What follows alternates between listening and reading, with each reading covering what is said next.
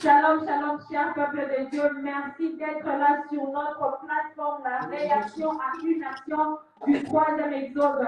Comme vous le voyez, on est là avec le pasteur Daniel Marie. C'est la deuxième fois qu'il accepte notre invitation. On est vraiment flattés. On est à Lubumbashi sur un thème spécial, la rédemption. Qui est notre parent rédempteur? Là, le pasteur Daniel va prendre aussi la parole pour nous faire passer, pour nous faire parcourir dans le message à propos de ce sujet. Je vais mettre ça en anglais vite vite. Everybody, thank you so much for being on our platform, the reaction to an action of third Exodus.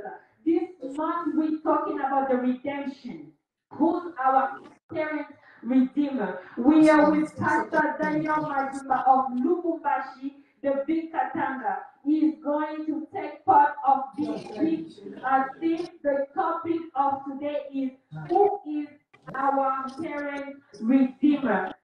Révérend, on est là avec des questions très chaudes. Merci d'avoir accepté l'invitation. Sans plus tarder, révérend, si vous avez quelque chose à dire, vous pouvez nous dire comme ça, on peut commencer notre émission du jour. C'est moi qui vous remercie pour l'invitation que vous m'avez lancée pour que je puisse encore participer dans cette émission, la réaction à une action. C'est un plaisir pour moi de partager à ce moment avec le peuple de Dieu, tous les croyants du message de William Marion Branham sur ce sujet que vous nous avez demandé de parler. Okay.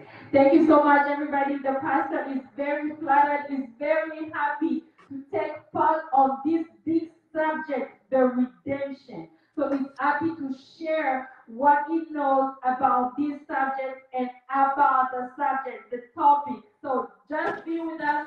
We're going to go to the first question.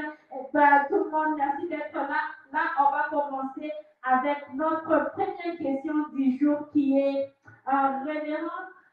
Les gens disent que quelles sont les caractéristiques d'un parent rédempteur? Doit-il naître virginalement? So this is the question. Reverend, what are the characteristics of a parent redeemer? Does he have to be born virginally, like a natural birth? Ce que je peux dire, ma sœur Hop, pour répondre à cette question, je commencerai par dire les caractéristiques ou les conditions pour être un parent rédempteur. Tel que William Branham l'a décrit dans la parole, il n'y a pas une condition où le caractéristique où Branham dit que le parent rédempteur devait naître virginalement. Ça, je n'ai pas encore personnellement, moi, lu une écriture comme ça, parce que les conditions pour être un parent rédempteur sont données dans la parole de Dieu.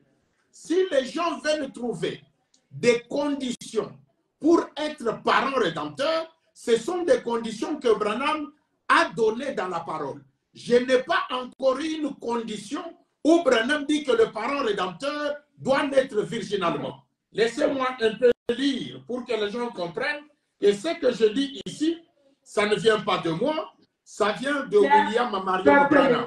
Vous avez écouté, vous qui dites que Branham est né naturellement et Jésus est né virginalement, c'est ce qui les rend le parent rédempteur. Vous allez écouter, le pasteur va nous lire. Everybody, the pastor said that there is no condition in the Bible or in the message where a parent redeemer has to be born virginally. There's no condition like that. If anybody has a scripture, you should bring it forward. Si vous avez une écriture d'une condition qu'un parent rédempteur doit naître virginalement, venez avec cette écriture parce que le pasteur va nous faire parcourir dans le message. Ok. Je vais commencer d'abord par lire une écriture ici, dans le parent rédempteur. In the parent redeemer. À son paragraphe, se prêchait le 2 octobre 1960. Okay. Je suis à son paragraphe 171. 171. Okay, 171, the parent redeemer. William Branham dit ceci. Remarquez, il est maintenant un parent rédempteur. Un parent rédempteur. Maintenant, la première chose, la première condition, la première chose, il devait être un homme digne. Qui est plus digne que Jésus-Christ, que Christ, que Jésus?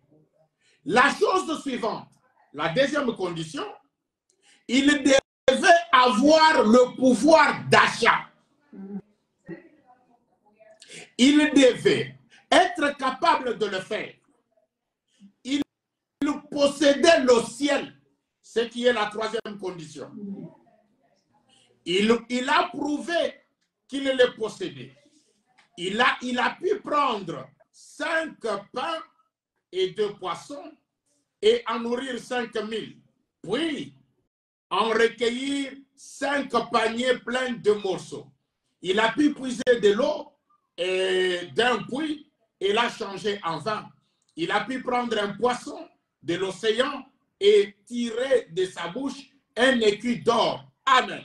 Dans les conditions qui sont données ici, nous trouvons qu'il n'y a pas une condition pour dire que le parent rédempteur devait naître virginalement. Non, cette condition-là n'est pas dans les conditions qui sont données par William Marion Branham. Au moins que ce soit des conditions humaines. Okay, everybody, you heard in the sermon that the pastor read in the Parent Redeemer paragraph 177, where it says that the condition to be a parent redeemer is one of the conditions is not to be born virginally. So you can read the sermon is going to be in the chat box. One of the conditions that he had to add the power of salvation, where everybody knows that salvation is done at the cross. So if you go back to our show, the last week's show, you understand what salvation is. Alors, ce que je disais est que vous avez lu dans les Écritures, vous avez dit une des conditions, il doit avoir le pouvoir du rachat. Alors, à propos du rachat, le pasteur qui a exposé la semaine passée, il a parlé à propos du rachat et là où, comment le rachat devrait se faire. Alors, si les gens ont des questions sur ça, ils peuvent écouter notre émission de la semaine passée. Alors, ce qui répond à notre première question, révérend, est-ce que vous avez une autre écriture pour nous lire sur cette question avant qu'on puisse passer à la prochaine question? Je crois que la première des choses, qu'on puisse d'abord parler sur ces conditions. Que les gens comprennent quelles sont les conditions pour être un parent rédempteur. D'accord. Si alors, les gens comprennent ces conditions, j'ajoute l'écriture. Je suis dans le parent rédempteur. Le 2 octobre 1960. Je lis d'abord ici pour que les gens comprennent, puis je vais parler des conditions. Ok, d'accord.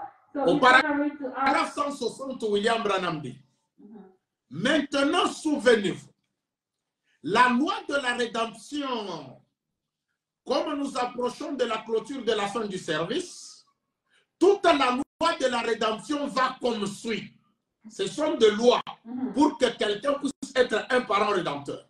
Avant qu'un homme puisse racheter une propriété perdue, il devait être le plus proche parent.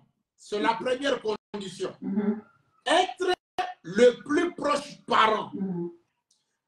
La condition suivante, la deuxième condition, était qu'il devait, pour pouvoir le faire, être un homme intègre, un homme juste. Et puis, il devait être suffisamment riche pour le faire. Ensuite, il devait témoigner publiquement qu'il avait racheté. Dans ces conditions où le loi, il n'y a pas une loi qui dit qu'il devait être né virginalement. C'est quel paragraphe encore? Paragraphe 160, le parent rédempteur. The Parent Redeemer paragraph 160, where William Branham is giving the condition of being a parent redeemer. Among those conditions, there is not being born as virginally. So the scripture is going to be in the chat box. You have to read it so that you can understand it. If you see it in French, you can translate it in English, where all the conditions are being mentioned about the condition of being a parent redeemer. Là, ça nous amène à notre deuxième question qui est celle-ci. William Branham remplit-il le condition pour être le parent rédempteur? Alors, je vais relire la question en anglais. Does William Branham qualify to be a parent redeemer? Je vais répondre par oui. Okay. William Branham remplit toutes les conditions pour être le parent rédempteur. La première condition, il est dit qu'il devait être un homme digne ou le plus proche parent. Pourquoi? Parce qu'il est dit ceci. Je suis dans la prédication, la petite, pourquoi la petite Bethléem? Okay, is in the sermon, why the small Bethlehem? Prêché le 28 décembre 1958. Okay. Preached on December 28, 1958. Je prends le paragraphe 74. Il est dit ceci. Alors, lorsqu'elle est revenue, c'est-à-dire Naomi hérite, lorsqu'elle est revenue, il n'y avait qu'une seule personne qui pouvait racheter son héritage perdu. C'était le plus proche parent le plus proche d'elle. Boaz savait cela. Il devait donc trouver un moyen de s'approprier cette jeune fille de nation pour en faire son épouse. Et quand et que, qu'elle lui a-t-il fait, qu'elle lui a-t-il fallu faire? Il lui fallait acheter tous les biens de Naomi afin d'obtenir Ruth, car celle-ci faisait partie des biens de Naomi. Et le seul homme qui pouvait racheter, c'était quelqu'un de la famille, un proche parent. C'était la loi de la rédemption. Donc, pour racheter, on demande quelqu'un de la famille.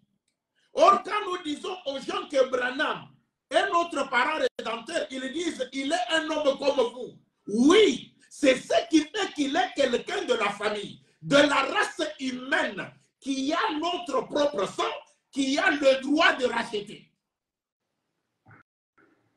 Ok, cher peuple de Dieu, vous avez écouté, ça avait un peu compliqué, mais le pasteur vient de nous dire qu'un proche parent, c'est-à-dire que le révérend Jésus n'était pas un proche parent. Non, Jésus n'était pas notre parent. Parce que quand on dit parent, c'est-à-dire quelqu'un avec qui vous avez une relation de sang, qui a votre propre sang. Jésus, lui, n'avait pas notre sang. Jésus n'avait ni le sang juif, ni le sang des nations.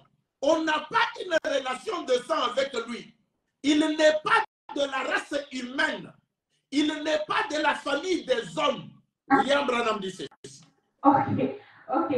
Cher peuple de Dieu, vous avez écouté, je mets ça en anglais vite vite. So the pastor was reading the scripture, the small Bethlehem. The paragraph is going to be in the chat box where it says that William Branham has to be our parent redeemer because he shares the same blood with us.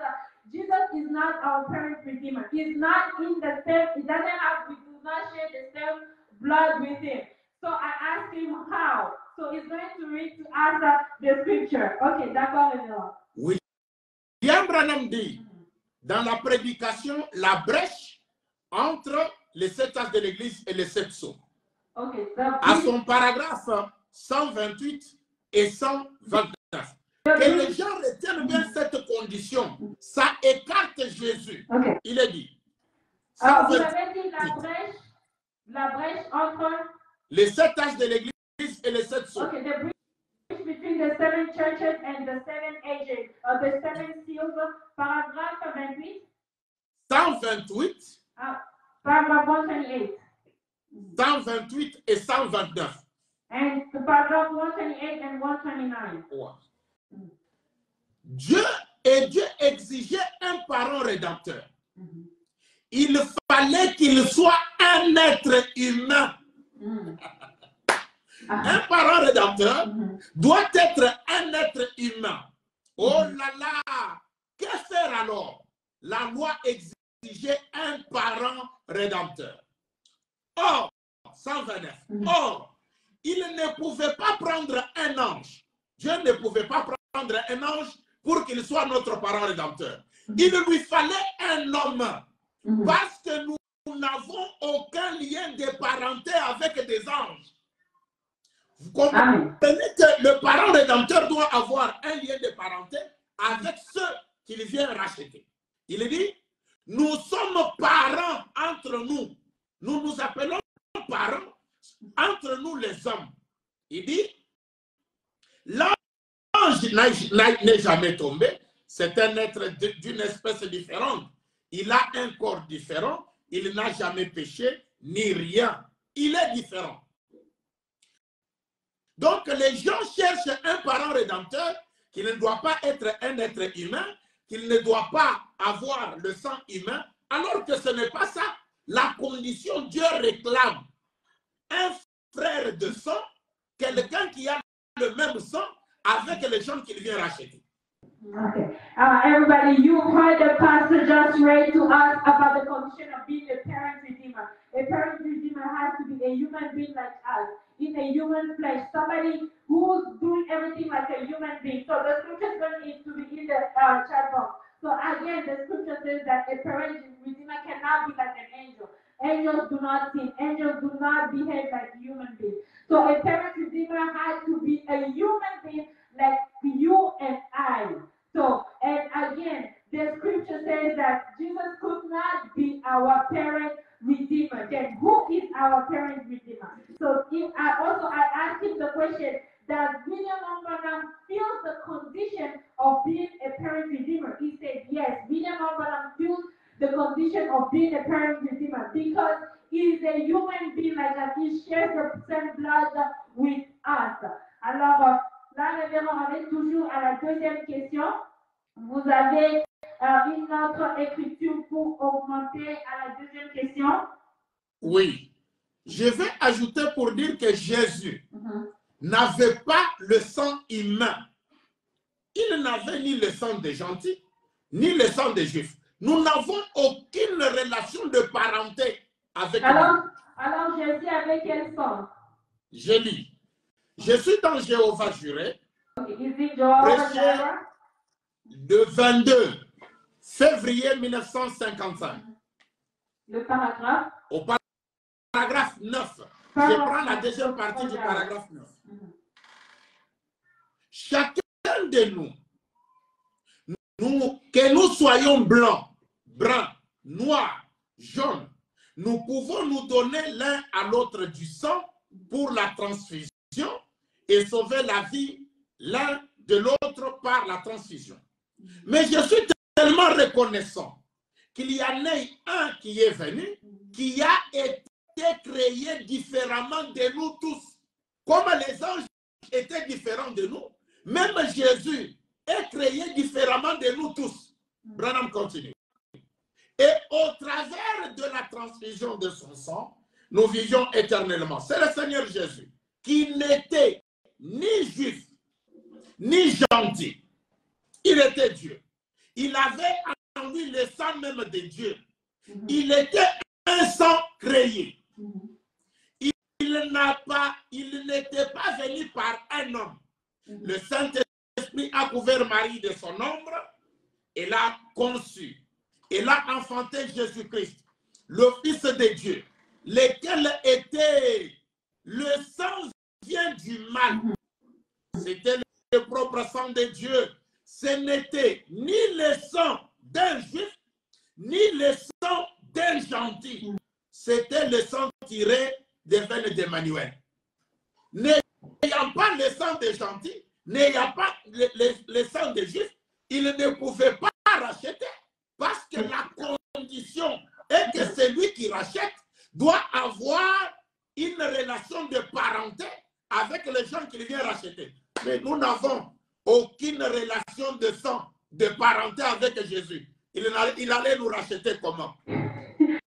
Cher peuple de Dieu, vous avez écouté, ça c'est le message noir sur blanc, c'est le message, le pasteur vient de nous dire, vous avez vu un peu, j'ai insulté parce que c'est une nouveauté aussi pour moi, je suis aussi en train d'apprendre comme vous, je ne savais même pas, le message est vraiment trop vaste, là vous avez écouté que le sang de Jésus n'appartenait ni aux Juifs, il n'avait pas le sang des Juifs ni des gentils. Il avait le sang de Dieu. Alors, c'est-à-dire que son sang, il y a beaucoup de questions derrière ça. Alors, je mets ça d'abord en anglais pour nos audiences anglophones. So, the pastor just read in the scripture, Jehovah Jireh, paragraph 9, is going to be in the chat box where he's saying that Brother Branham said that Jesus never had even Jews or Gentiles' blood. Jesus had the blood of God. Jesus is the Son of God. If you were following one of our shows, you understand that Jesus was the Son of God. So he says that since he did not have the Gentiles and the Jews' blood, how could he have saved us? The person that has to save us needs to have the same blood with us in order for him to save us. So, révérend, vous avez dit, la personne qui doit nous sauver doit avoir le même sang que nous. Et cette personne-là, c'est William. C'est William Marion Branham. Il est né comme nous. Il a le sang humain. Il est un être humain. Il remplit la première condition. La deuxième condition, il est dit, il doit être un homme intègre. C'est qu'un homme qui a mené sa vie sans péché. Et beaucoup de gens du deuxième exode ont dit que Frère Branham a menti au téléphone. Mais alors, je lis les Écritures ici. William Branham dit ceci. Okay. Je suis dans le cinquième psaume. Ok, j'interprète d'abord ça vite. So I asked the pastor. So the pastor says that William Branham is qualified for the condition that he has to be our parents' redeemer. He has to be born like us, have the same blood with us. And the second condition, he has to be an honest man with no sin. So I asked him a question. So people say that William Branham lied on the phone. So he said that he's going to read to us. So I will la parole. Dire que William Branham a menti au téléphone, c'est lui-même qui s'est tenu du haut de la chair pour dire. Personne ne pouvait jamais, s'il ne l'avait jamais dit, personne ne pouvait dire que Branham a menti au téléphone. Mais il l'a dit pour nous montrer comment nous devons réparer un mensonge. Quand vous dites un mensonge, voilà la procédure pour la réparer. Mais ici, il dit ceci. Je suis dans le cinquième psaume. Au paragraphe 367. Il dit ceci. J'ai toujours mené une vie pure. Dieu le sait. Quand j'étais un petit garçon, l'ange du Seigneur m'a dit de ne pas souiller mon corps, fumer ou boire. C'est vrai. Par la grâce de Dieu, j'y suis resté fidèle. Donc, il a mené une vie pure. Dieu le sait. Même si les gens, les hommes ne peuvent pas reconnaître cela, mais Dieu, lui, sait. J'ajoute une deuxième écriture. Ok, d'accord. J'interprète ça. Ok.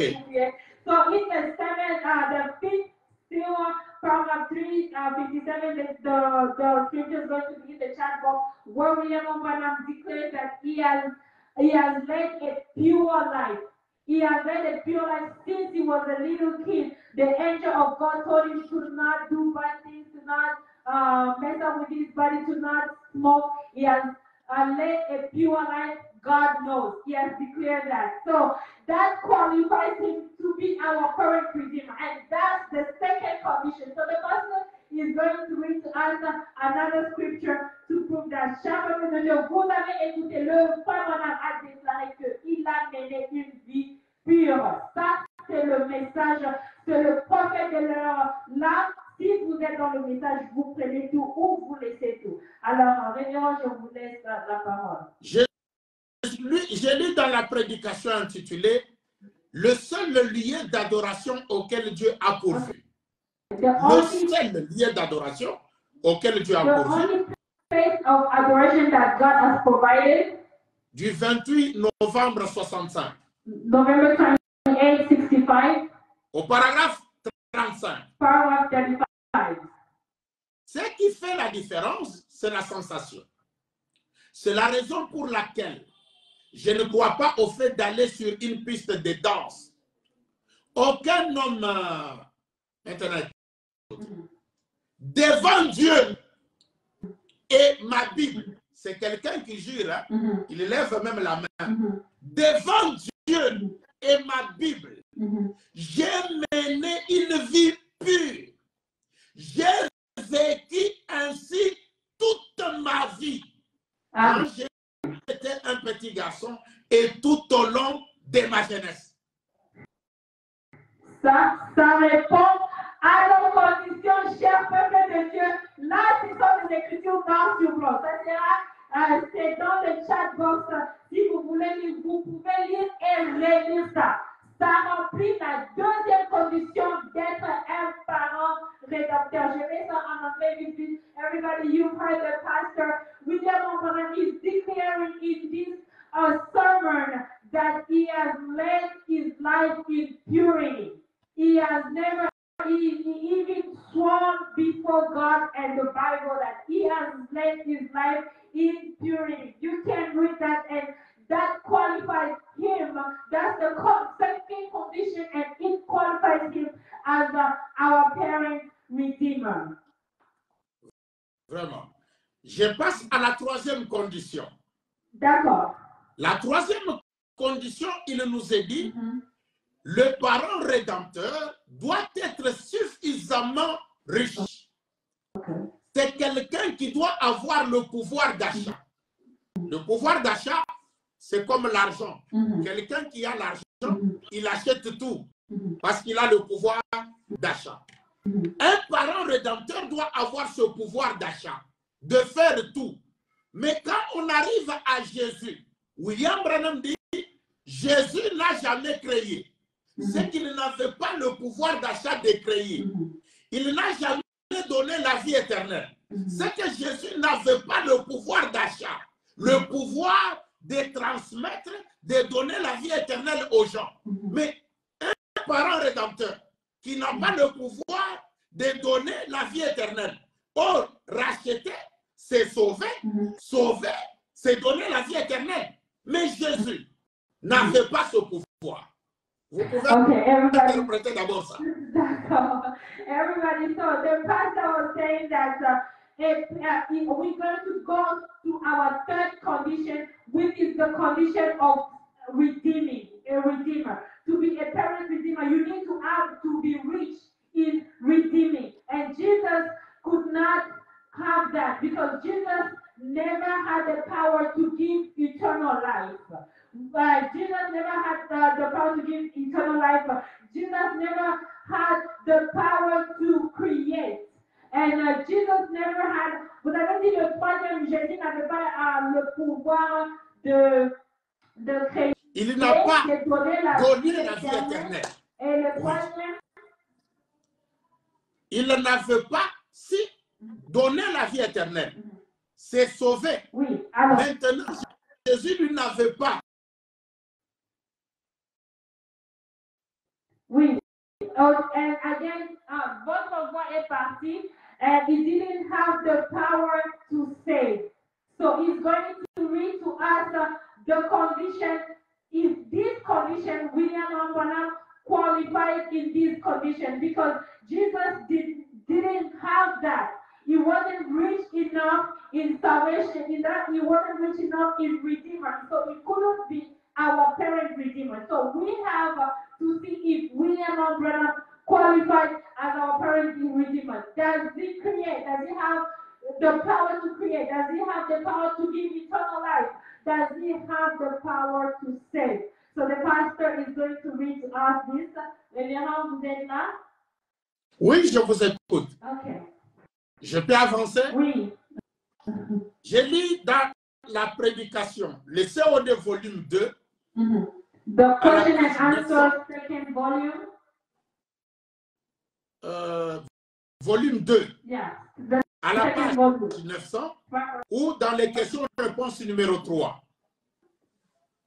C'est prêché le 30 août 1964. J'ai lu le paragraphe 95. It's going to be in the chat box.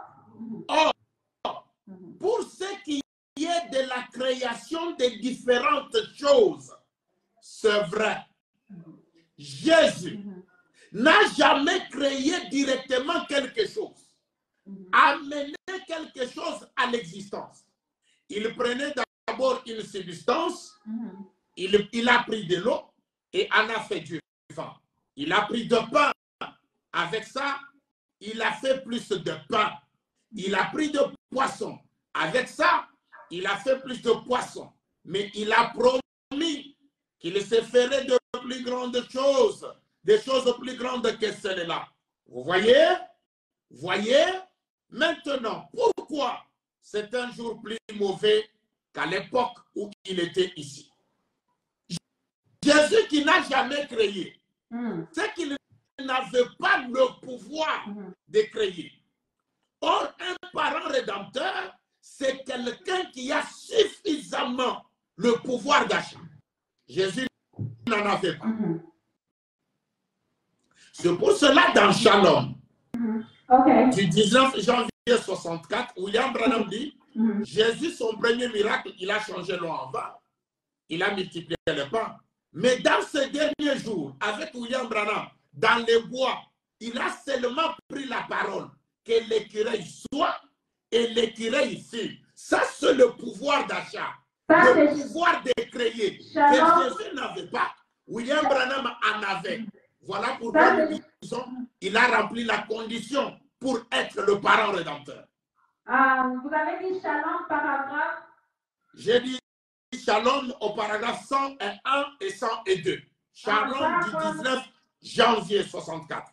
Paragraph 101 to 102, where William Branham declares that Jesus never created. The first miracle that Jesus did, he multiplied the food, he multiplied the bread, he multiplied the fish.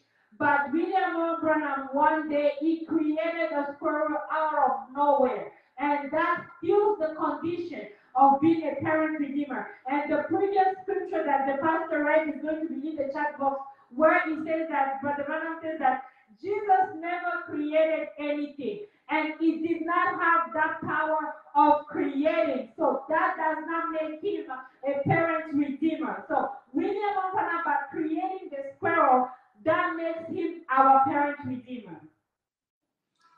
Je lis une écriture qui montre que William Branham a le pouvoir de créer. Et c'est lui qui avait créé le bélier pour Abraham dans la Bible. Ici dans Apocalypse chapitre 4, deuxième partie, prêché le 1er janvier 1961. Preached January 1st, 1961. Here the pastor is going to show that William Branham is the creator. He created... Au paragraphe 51. Paragraph 51. 51. Ainsi, quand Abraham eut pleinement obéi, comment serait-il pris aux derniers instants? Quand on en vient aux 5 dernières minutes, aux 3 dernières minutes, aux 2 dernières minutes, à la dernière minute, aux 30 dernières secondes, à la dernière seconde, quand les bras déjà levés s'apprêtaient à ôter la vie à l'enfant, Dieu dit, arrête, arrête. Voyez, je vois que tu as vraiment foi en moi. Eh bien, Abraham, j'ai fait cela pour montrer au Branham Tabernacle dans les temps à venir. Voyez-vous, c'est qu'ils doivent avoir foi en moi. Ils ne doivent absolument pas douter de moi. Ayez foi en moi. Et là, Voilà celui qui avait créé un bélier pour Abraham, c'est William Branham. Il avait créé le bélier pour Abraham pour montrer au Branham Tabernacle qu'ils doivent avoir foi en lui. C'est pourquoi nous avons foi en Branham, qu'il a le pouvoir d'achat. C'est ce qui fait de lui un parent rédempteur. Cher peuple de Dieu, vous avez écouté, le frère Branham n'a pas seulement créé les écrivains parce que les gens vont dire, oh, c'est seulement les écrivains, il a dit ça. Mais vous avez écouté dans l'écriture là où il dit qu'il a créé le bélier pour Abraham.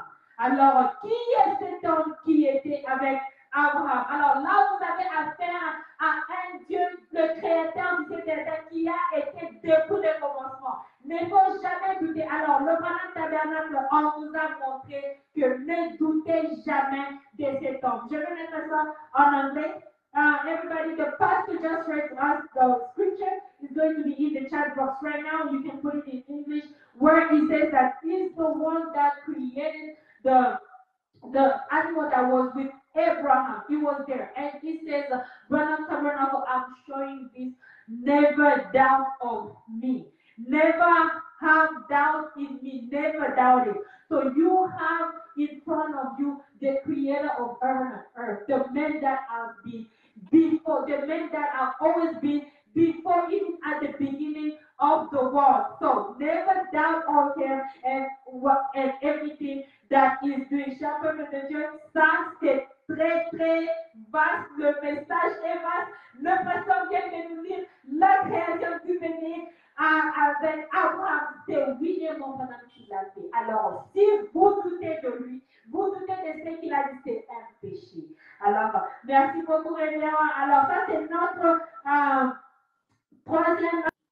troisième question.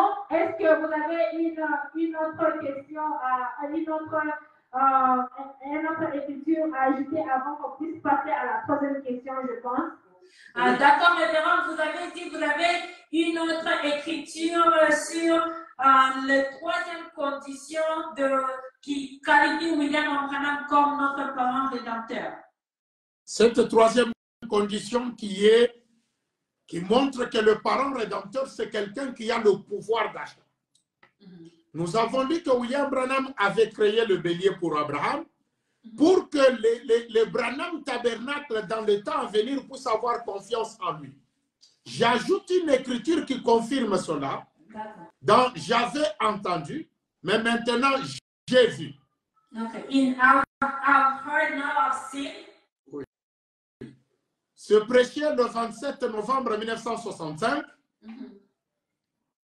au paragraphe 167. William Branham dit ceci. William Branham dit, maintenant, j'avais entendu dire que tu pouvais créer des écureuils. J'avais entendu dire que tu pouvais créer un bélier. Mais maintenant, j'ai vu de mes propres yeux. Amen. La manifestation, la vision devenue visible. Quand Dieu promet quelque chose, c'est ce qu'il fera. Voilà qu'aujourd'hui, celui qu'on avait entendu qu'il avait créé le bélier pour Abraham, nous l'avons vu aujourd'hui créer les écureuils. Nous avons vu les dieux que nous avions entendu parler. Nous l'avons vu de nos propres yeux. So everybody in these scriptures, I've heard now, I've seen, the paragraph is going to be in the chat box where Brother Branham says that the person that we heard created squirrels, the person that created the animal at Abraham's friend is here today. The stuff that we've heard, now we have seen, is all written in this sermon, in this scripture, this paragraph is going to be in the chat box. Read it, it's very wonderful, and this qualifies William Branham as our parent redeemer because he has the power to create. And you guys can read it.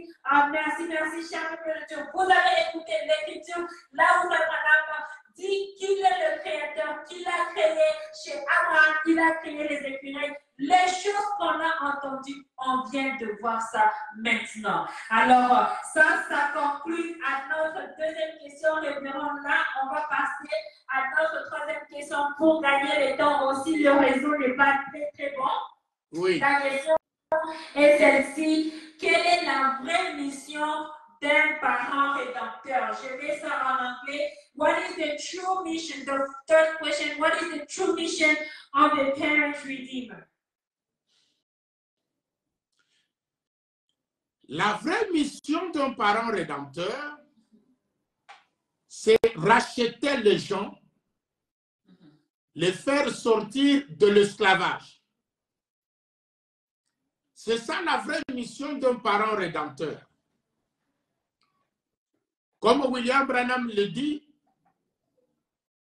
il dit, le parent rédempteur est venu aujourd'hui avec sa Bible sous le sein. Il est allé à la recherche de son frère qui était perdu. Donc, la vraie mission du parent rédempteur, c'est de faire sortir les gens de l'esclavage ou de la perdition parce qu'ils ont perdu quelque chose.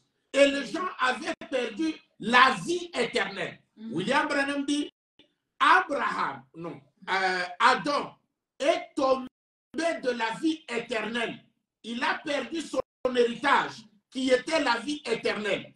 Il a aussi perdu tout ce qu'il avait. La mission du parent rédempteur, c'est de récupérer toutes ces choses-là, faire sortir les gens de l'esclavage. Mais comme William Branham le dit, il ne peut pas le faire si les gens ne reconnaissent pas que cet homme est le parent rédempteur. D'accord. And everybody, so the pastor, we asked the pastor the question, what's the mission of the parent redeemer? He said that the mission of the parent redeemer is coming to save those people that were lost. Those people that were fallen, those people that were in the slavery of being lost. So that's the mission of the parent redeemer is coming to save them. So he even gave the example of Abraham who lost his heritage. His heritage was eternal life. He lost it. So he said that the parent redeemer, you will be saved if you recognize who is the parent redeemer and his mission. That's how you're going to save. So the parent redeemer, his mission is to come to save those lost people, the lost souls that were lost. That's the mission of the parent redeemer. So he has to be a parent redeemer. And for him to be a parent redeemer, he has to accomplish all these three conditions: creation, salvation, and giving eternal life, which William Branham has accomplished these three conditions. Chers peuples de Dieu, vous avez écouté, le pasteur nous a répondu que le parent rédempteur doit venir nous sauver, sauver les âmes qui sont perdues. Il a même donné l'exemple pour Adam qui a perdu son héritage au jardin qui est la vie éternelle. Et pour avoir le bénéfice de ce parent rédempteur, vous devez le reconnaître pour être sauvé. Alors là, révérend, on vous laisse la parole pour nous lire une ou deux écritures à propos de cette question. Donc le parent rédempteur a la mission de donner la vie éternelle aux gens. Mais ces gens à qui il donne la vie éternelle doivent le reconnaître. William Branham dit, les gens aujourd'hui, s'ils veulent connaître un parent rédempteur, j'ai lu cette écriture, il nous montre comment reconnaître le parent rédempteur. So it's going to read us the scripture where he says that for you to have eternal life, the mission of the parent redeemer is to give eternal life. For you to receive eternal life, you have to recognize who is the parent redeemer and his mission. That's when you're going to receive eternal life. So he's going to read for us. Je suis dans la prédication, la brèche entre les 7 âges de l'Église et les 7 sceaux. Is in the bridge between the church ages and the 7 seals. Le paragraphe 255. Paragraph 255. Il dit ceci. Mais voilà maintenant qu'il vient de là, de ces derniers sceaux. Il n'est plus médiateur, mais il est roi. Le parent rédempteur, c'est un roi. Et qu'est-ce qu'il fait? S'il est roi, il doit avoir des sujets. Et ces sujets, ce sont ceux qu'il a rachetés. Amen. Le parent rédempteur, William Branham dit, il vient maintenant comme roi. Et s'il est roi, il doit avoir des sujets. Ces sujets, ce sont ceux qu'il a rachetés. So everybody, you heard the pastor, so he just read the scripture for us. He said that, William Branham said that a parent redeemer has to come as the king. And the king has to have his subject. His subject are people whom he has to save. So, chers représentants, vous avez écouté l'écriture que le pasteur vient de nous lire à propos du parent rédempteur qui doit devenir comme un roi et il doit racheter ses sujets. Alors, je vous laisse la parole. Maintenant, William Branham dit qu'il est allé au-delà. Comme on dit dans la 6e dimension, il a trouvé des gens. Écoutez dans sa conversation avec ces gens qui étaient dans la 6e dimension, on dit à William Branham quelque chose. Il a dit ceci. Je lis dans l'exposé de cet acte de l'Église. C'est où la 6e dimension? Oui. La 6e dimension que les gens appelaient le ciel. On a dit que c'était au ciel que William Branham a rencontré ces gens. Il dit ceci dans exposé de cet acte de l'Église. À la page 200. L'homme me dit, nous nous reposons ici en attendant la venue du Seigneur. J'ai dit, je vais le voir. Il a dit, tu ne peux pas le voir pour l'instant, mais il vient bientôt. Et quand il viendra, c'est à toi qu'il viendra en premier. Tu seras jugé en fonction de l'évangile que tu as prêché et nous serons tes sujets. Amen. Les gens qui étaient au ciel ou dans la 6e dimension disent à Branham que nous serions tes sujets. Or, il n'y a que le roi qui a des sujets et ces sujets, ce sont des gens qu'il a rachetés. Donc, ces gens qui étaient au ciel reconnaissent que c'est Branham qui les a rachetés. C'est pourquoi ils lui ont dit, nous serons tes sujets. Everybody, this scripture is very, very interesting. So this is why Brother Branham was having a conversation with people that are in the 6th dimension, which is called the heaven. So those people told William Branham that we have your subject. So the scripture before that, the Reverend read, so the scripture is going to be in the chat box, where the Reverend said that the king, the first redeemer has to come like a king, and the king needs to have his subject that he has saved. So those people in heaven on the 6th dimension told William Branham that they are his subjects. So those people were saved by William Branham, and that means that he's the king and he's the parent redeemer. Chers peuple de Dieu, vous avez écouté vous-même la prédication et l'explication venant du pasteur. Si vous avez beaucoup de questions sur les 6e dimensions, sur les sujets que William Branham a contacté le pasteur, ça c'est un sujet vraiment très spécial. On est vraiment béni. Amen. Les gens peuvent encore lire une deuxième écriture qui confirme cela dans la prédication L'âge de l'église de Pergame, prêché le 7 décembre 1960, en commençant par paragraphe 200. En commençant au paragraphe 298 jusqu'au paragraphe 300. Paragraph 298 to 300. Ok, il dit la même chose. Maintenant, je voudrais ajouter pour montrer que nous ne sommes que le sujet de Dieu. Parce que c'est Dieu qui est le parent rédempteur. Mais ici, on dit à Branham que nous serons tes sujets. Cela montre que Branham est Dieu. Branham est notre parent rédempteur. Nous ne sommes pas devenus les sujets de Branham. Nous avions toujours été ces sujets avant même que la création du monde, avant le commencement. Nous étions les sujets de Branham. Je lis dans Dieu et son propre interprète. Ou si vous pouvez d'abord interpréter ce que j'ai dit.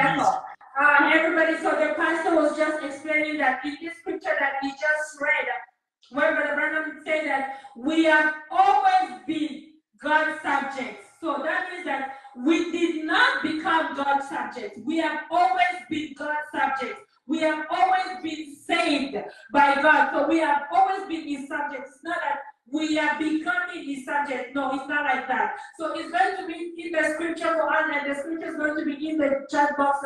The church ages of Pergamum, he said the paragraph 298 to 300. William Branham dit ceci dans la prédication.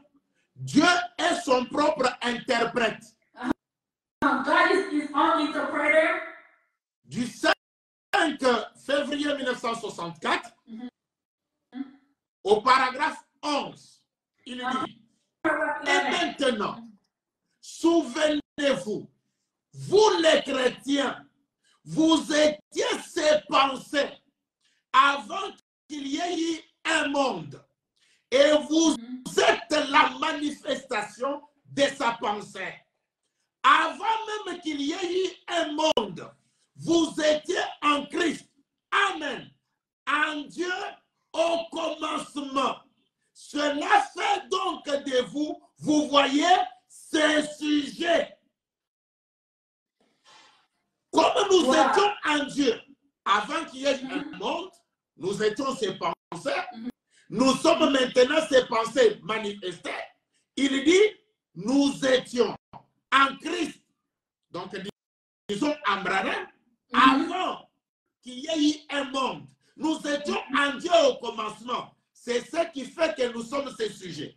Quand ces frères-là ont dit à Branham, nous serions tes sujets, ils ont dit, nous étions en toi, Branham, avant qu'il y ait eu un monde. Donc, les gens doivent comprendre que c'est Branham qui est Dieu. So this scripture. Thank you so much. Merci beaucoup, révérend. Ça, on est vraiment béni. Je vais mettre ça en béni. So the scripture, where Branham says that we were in Christ. We were in Christ before, so we were His subjects. So we were in Christ, we were in Christ at the beginning, and we have always been in Christ. So we are His subjects. So this scripture confirms that we are saved, we are His subject, and we are saved by Him since the beginning of the world. So we were in His thoughts. So we are the manifestation of His thoughts. So we were always in Him. C'est ça. Chers amis de Dieu, vous avez écouté on était dans la pensée de Dieu. On est la manifestation de la pensée de Dieu. On était en lui. On est juste la manifestation de sa pensée. Merci beaucoup, révérend. Là, ça nous amène à notre quatrième question, parce que je vois le réseau est en train de causer un problème d'image, commence un peu à être un peu sombre, mais on va continuer. La quatrième question, qui est notre dernière question, est celle-ci. Révérend, si Branham est notre parent rédempteur, quand est-ce qu'il nous a rachetés? À l'ouverture de son ou bien sur le boulevard périphérique de Friona lorsqu'il a versé son sang? Alors, je mets ça en anglais vite. avant que vous puissiez nous répondre, if Branham is our parent redeemer, when did he redeem us? At the beginning of the seals or on the road of Rihanna where he shedded his blood? Je vais répondre à cette question avec juste des écritures. Okay. Moi, je me limite à ce que Branham dit. Je ne peux répéter que ce qui est sur le banc. William Branham dit, nous n'avons pas été rachetés à la croix. Même Jésus n'a pas racheté à la croix parce que lui-même ne pouvait pas racheter. Et William Branham dit, ceux qui sont rachetés, c'est ceux qui avaient des noms dans les livres de vie de l'agneau. Et William Branham dit, je peux lire cette écriture, je vais lire cette écriture. Oui. J'interprète ici comme venez de dire. So the pastor said that he's not giving his thought, he's going to read. And he says that everything that he's saying is going to read the scripture and you can refer yourself from the scripture. So here he's telling us that William Branham said Jesus never saved us at the cross. He never even saved himself at the cross. Vous avez dit que Jésus ne nous avait pas sauvés à la croix. Il ne s'est même pas sauvé lui-même. Alors ça, c'est grave. Là, on attend que notre pasteur puisse nous dire, les gens qui sont en train de pleurer, Jésus, le sang de Jésus, tu nous as sauvés à la croix. Vous devez savoir aujourd'hui que Jésus ne nous a pas sauvés à la croix. Laissez de faire ces bruits-là. Alors, je dis cela pour que les gens aient le cœur apaisé, pour qu'ils comprennent que ça vient de Branham. Il dit ceci, je suis dans la prédication, les instructions de Gabriel à Daniel. Le quoi? Les instructions de Gabriel à Daniel. Okay, the instructions to Daniel. Au paragraphe 52. Paragraph 59 is going to be in the chat box. Or, nous allons approfondir cela ce matin. Israël a été racheté, mais ça ne leur a pas été appliqué parce qu'ils l'ont rejeté. Mais l'Église a reçu sa rédemption. Il est notre parent rédempteur. Comme Boaz a dû racheter Naomi pour pouvoir avoir Ruth la Moabite, une étrangère, une femme des nations. De même, Christ a racheté Israël. Il a effectué la rédemption, mais il a été rejeté. La rédemption faite par Jésus à la croix, ça n'a même pas été appliqué à Israël. Comment on pouvait, gens des nations, qui n'étaient même pas, qui n'avaient même pas à être reliés à sa venue en ce temps-là. Comme nous venons de lire ici, et que Jésus a fait un rachat ou une rédemption qui n'a même pas été appliqué aux Juifs. Ça ne pouvait pas être appliqué à nous les gens des nations. Voilà pourquoi William Branham dit, Jésus n'a pas pu racheter les gens à la croix. Je lis dans des âmes qui sont en prison maintenant, des âmes qui sont en prison maintenant, au paragraphe 139, il est dit ceci. Mais voyez-vous, dans ce livre, dans le livre de la rédemption, s'est trouvé ce qui était racheté. C'était le livre de la rédemption. Et tout ce qu'il avait racheté était inscrit dans ce livre. Tout ce pour qui il est mort était inscrit dans ce livre. Il ne pouvait pas quitter son trône de médiation avant d'avoir accompli la rédemption entière. Il n'a pas pu les racheter à la croix. Il n'a pas pu les racheter à la croix. Amen. Parce qu'ils avaient été prédestinés dans le livre de vie de l'agneau. Donc, toute personne qui devait être rachetée, c'était quelqu'un dont le nom se trouvait dans le livre de vie. Voilà pourquoi William Branham dit, le livre de vie de l'agneau, ou le livre de la rédemption, qui était appelé le titre de propriété. Quand on prend ça, quand on ouvre les sceaux, c'est alors qu'on rachète tout ce qu'il y a sur la terre, même le ciel. Voilà pourquoi j'ai dit, je peux lire cela dans la brèche entre les 7 ans de l'Église et les 7 sceaux.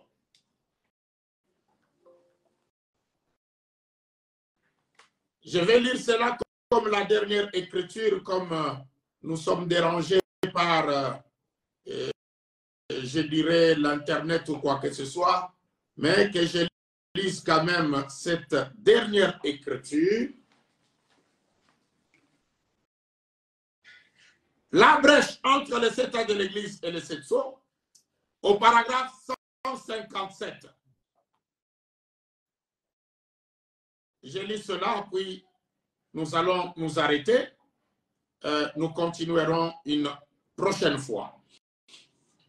Alors, un ange s'est avancé.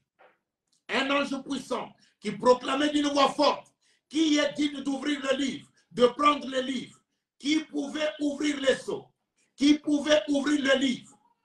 Vous voyez, l'ange demandait cela. Jean l'a vu. Il disait, maintenant qui est digne? Qu'est celui-là? Oh là là, peut-être que c'est moi qui le ressens comme ça. Mais que celui-là, disait l'ange, qu'est celui-là? Voilà le livre de la rédemption. Voilà le plan de la rédemption. Voilà le seul moyen pour vous d'être racheté. Car voilà le titre de propriété pour la rédemption des cieux et de la terre tout entière. Donc, racheté.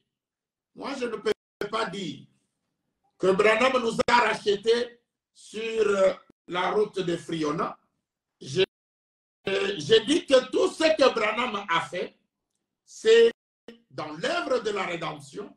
Mais il dit ici, le seul moyen pour vous d'être rachetés, c'est que qu'on prenne le livre et qu'on puisse ouvrir les sceaux. Voilà un peu ce que je pouvais dire sur la rédemption, bien qu'on a pu sauter beaucoup de choses à cause de perturbations de réseau et autres. Vraiment, la sœur Hope et toute son équipe de la réaction et inaction, que le très haut William Marion Branham vous bénisse richement pour le travail que vous abattez et nous prions pour vous, pour que vous puissiez continuer à faire ce travail pour William Marion Branham